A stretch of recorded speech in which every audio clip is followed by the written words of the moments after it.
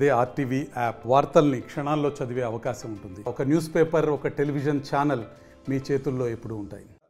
ఒక పెద్ద డిమాండు, బలమైన డిమాండు ఉపాధ్యాయ ఉద్యోగుల నుంచి ఉంది. గతంలో జగన్మోహన్ రెడ్డి గారు ముఖ్యమంత్రిగా ఉన్నప్పుడు పిఆర్సీ కమిషన్ వేసి ఇంటీరియం రిలీఫ్ 27% ఇచ్చి తర్వాత దాన్ని పిఆర్సీ ఇచ్చేటప్పటికి 4% తగ్గించి 23% ఇవ్వడం జరిగింది. గతంలో ఈ రాష్ట్ర విభజన జరిగినప్పుడు ఆ రోజు ఆర్థిక పరిస్థితులు సరిగా లేకున్నా, అనేక ఆర్థిక ఇబ్బందులున్నా కూడా వాటన్నిటిని కూడా ఏమాత్రం పరిగణలోకి తీసుకోకుండా ఈ రాష్ట్రం సమైక్యంగా ఉండాలని, ఈ రాష్ట్ర సర్వతోముఖాభివృద్ధి కోసం ఉద్యోగ ఉపాధ్యాయ సంఘాలం కంకణబద్దులై ఉన్నామని చెప్పి ఆ రోజు చేసిన పోరాటానికి, ఆ రోజు దానికి గాను 2014 సంవత్సరంలో చంద్రబాబు నాయుడు గారు విభజిత ఆంధ్రప్రదేశ్ రాష్ట్రానికి తొలి ముఖ్యమంత్రి అయిన తర్వాత 42% పిఆర్సీని ప్రకటించడం జరిగింది. ఇప్పుడు కొద్ది రోజుల్లోనే పిఆర్సీని ప్రకటిస్తా అని చెప్పి చెప్పడం జరిగింది. ఇది కూడా చాలా సంతోషించదగ్గ విషయం.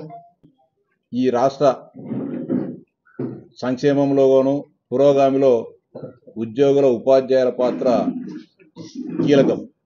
వారందరూ కూడా సంతోషంగా, ఆనందంగా వారి విధి నిర్వహణ చేసినప్పుడే ఈ రాష్ట్రంలో ఏదైనా కూడా సాధించడానికి సాధ్యమవుతుంది. జగన్మోహన్ రెడ్డి గారు దిగిపోయే నాటికి ఉద్యోగులు ఉపాధ్యాయులకు సంబంధించిన అనేక రకాలకు సంబంధించిన బకాయిలు దాదాపు 30,000 కోట్ల రూపాయలు ఉంటే, ఈ ప్రభుత్వం వచ్చిన తర్వాత ఎవరు కూడా అడగకోకుండానే, ఏ సంఘం కానీ లేకుంటే ఏ వ్యక్తి కానీ అడగకోకుండానే 9,000 కోట్ల రూపాయలను విడుదల చేసి కొంతమేర చెల్లించడం జరిగింది. ఇంకా గతంలో ఎప్పుడూ లేని విధంగా 16,357 ఉపాధ్యాయ పోస్టులను భర్తీ చేసి రాష్ట్రంలోనే ఒక చరిత్ర సృష్టించడం జరిగింది విద్యాశాఖ.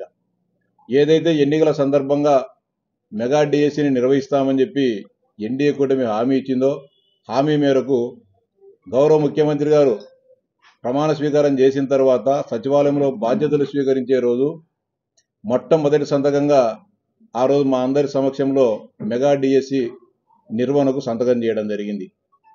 కొన్ని కోర్టుపరమైన అవాంతరాలు వచ్చినప్పటికీ వాటన్నిటిని కూడా అధిగమించి కేవలం 150 రోజుల వ్యవధిలోనే మొత్తం ఈ ప్రక్రియనంతా పూర్తి చేసి మొన్న గత నెల 19వ తారీఖున విజయవాడలో ఒక ఉత్సవంలా, ఒక పండుగలా నిర్వహించి ఒకే రోజు అందరికి కూడా నియామక పత్రాలు అందజేసిన చరిత్ర భారతదేశంలోనే ఒక్క ఆంధ్రప్రదేశ్లోనే జరిగిందనేది వాస్తవం. సిపిఎస్కి సంబంధించి కూడా ఒక సమస్య ఉంది. సిపిఎస్ అమల్లోకి వచ్చింది 2004 సంవత్సరం నుంచి.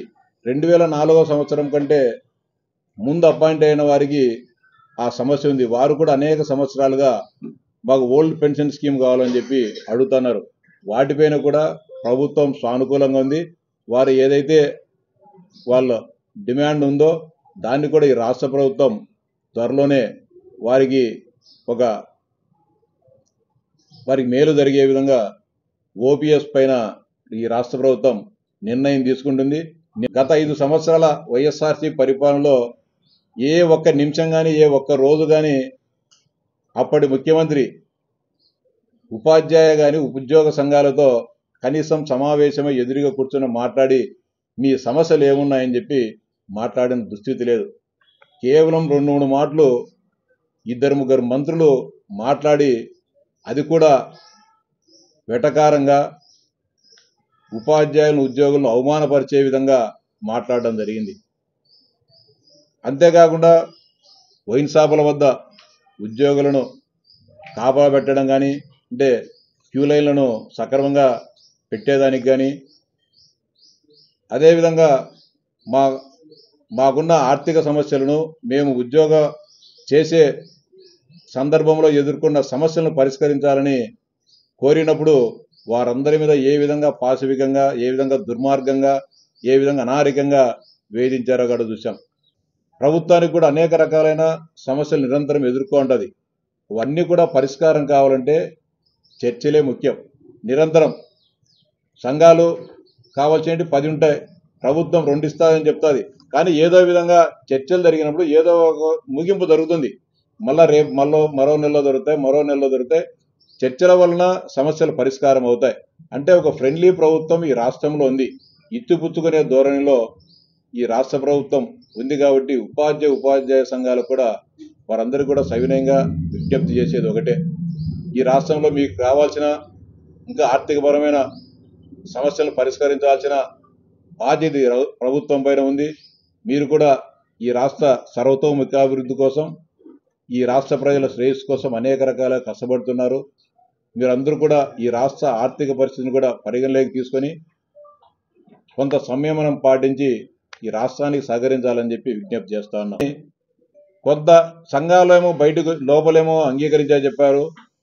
కొంతమంది వైఎస్ఆర్సీపీకి సంబంధించిన అనుకూలంగా ఉండే కొంతమంది ఉద్యోగులు రెచ్చగొట్టే విధంగా మాట్లాడడం జరుగుతోంది. లోపలేమో అంగీకరించిన వాళ్ళ సంఘ నాయకులందరూ కూడా అంగీకరించి ముఖ్యమంత్రి గారిని ప్రశంసించడం జరిగింది, బయటకు వచ్చి సంతోషం వ్యక్తం చేయడం జరిగింది. కానీ నిన్న సాయంత్రం నుంచి కొంతమంది వైఎస్ఆర్సీపీకి అనుకూలంగా ఉండే నాయకులు ఉద్యోగులను ఉపాధ్యాయులను రెచ్చగొట్టే విధంగా మాట్లాడడము, సోషల్ మీడియా పోస్టులు పెట్టడం తగదు. మీ సంఘ నిర్ణయాలు తప్పైతే సంఘం నుంచి బయటకు వచ్చి ఇంకో సంఘం పెట్టుకొని పోరాడండి. ఈ ప్రభుత్వం పైన మేము వద్దని చెప్పలే, మిమ్మల్ని ఎక్కడ ఏమి ఇబ్బంది పెట్టాం, ఎక్కడ అరెస్టు చేయం, మిమ్మల్ని బైండ్ ఓవర్ కేసులు పెట్టాం, ఓటు చేయడం. కానీ రాష్ట్ర ప్రభుత్వం ఒక మంచి వాతావరణంలో, ఒక ఫ్రెండ్లీ వాతావరణంలో అందరితో ఒక సామరస్యపూర్వకంగా అందరం కలిసి పనిచేయాలనే ఒక భావనతో అందరితో మాట్లాడుతోంది. ఈ మంచి వాతావరణాన్ని చెడగొట్టవద్దని చెప్పి ఈ సమాజాన్ని, లేకపోతే ఉపాధ్యాయ సంఘాలను తప్పుదోవ పట్టించుకునే వారికి హితవు పలుకుతా ఉన్నా. కూడా జగన్మోహన్ రెడ్డి గారు ఉండేటప్పుడు ఎందుకని నోరు మెదపలేకపోయారో ఇట్లా మాట్లాడే వాళ్ళంతా. కాబట్టి ఇవన్నీ కూడా పద్ధతి కాదు. మీ సమస్యలను ప్రభుత్వం దృష్టికి తీసుకొని రండి, ఖచ్చితంగా వారికి సానుకూలంగా నిర్ణయం తీసుకోవడం జరుగుతుంది. అలాగే ఈరోజు అటెండర్లు అంటాం, ప్యూన్లు అంటాం, అంటే కింది స్థాయి ఉద్యోగులు రకరకాలుగా మన పేర్లతో పిలుస్తూ ఉన్నాం. లేకపోతే గ్రామాల్లో గ్రామ నౌకలు ఉంటాం, కట్టుబడులను మాట్లాడుతున్నాం. వారందరికీ కూడా ఆ పేర్లతో పిలవకోకుండా ఒక గౌరవప్రదంగా వారికి కూడా ఒక పేరు పెట్టాలని నిర్ణయించుకున్నామని చెప్పి గౌరవ ముఖ్యమంత్రి గారు చెప్పడం జరిగింది. అన్ని సమస్యలు పరిష్కరిస్తామని చెప్పి మాట ఇచ్చిన గౌరవ ముఖ్యమంత్రి గారికి మరోసారి హృదయపూర్వక ధన్యవాదాలు, కృతజ్ఞతలు తెలియజేస్తాను. మరిన్ని వీడియోస్ కోసం ఛానల్ ని సబ్స్క్రైబ్ చేయండి, లేటెస్ట్ అప్డేట్స్ కోసం వాట్సాప్ ఛానల్ ని ఫాలో చేయండి అండ్ లింక్ డిస్క్రిప్షన్ లో ఉంది.